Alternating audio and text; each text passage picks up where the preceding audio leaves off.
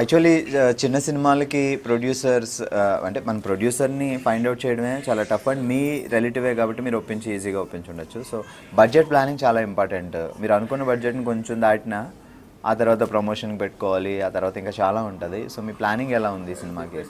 First budget అనుకున్నాం ఒక budget, but దానికి డబుల్ అయిపోయింది. అంటే ఎలా అంటే ఫస్ట్ మనం అనుకుంటాం ఒకటి, ఎక్స్పీరియన్స్ లేదు ఫస్ట్ దీనికి ఇంత అవుతుంది అనుకుంటాం. కానీ అక్కడికి సెట్కి వెళ్ళిన తర్వాత అది సీన్ ఇలా కాంప్రమైజ్ అయితే బాగుండదు, ఇంకా కొంచెం బాగా ఇస్తామని అలా అలా చాలా బడ్జెట్ పెరిగిపోయింది. ప్రొడ్యూసర్ కూడా చాలా థ్యాంక్స్ చెప్పాలి, ఎందుకంటే ఎక్కడ అనలేదు ఇంత అన్నారు ఇంతనే చేయండి అని ఎప్పుడు అనలేదు. ఓకే సీన్ కాంప్రమైజ్ కాకండి చేసేయండి అని.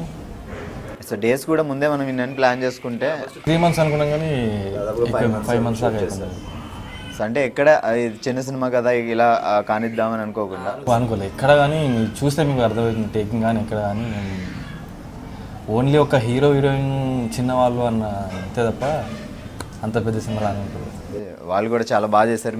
మీ మాటలతో అర్థమవుతుంది మీ స్టోరీకి మీ వాళ్ళు సాటిస్ఫాక్షన్ ఇచ్చారు అంటే డెఫినెట్గా బాగా చేసినట్టే.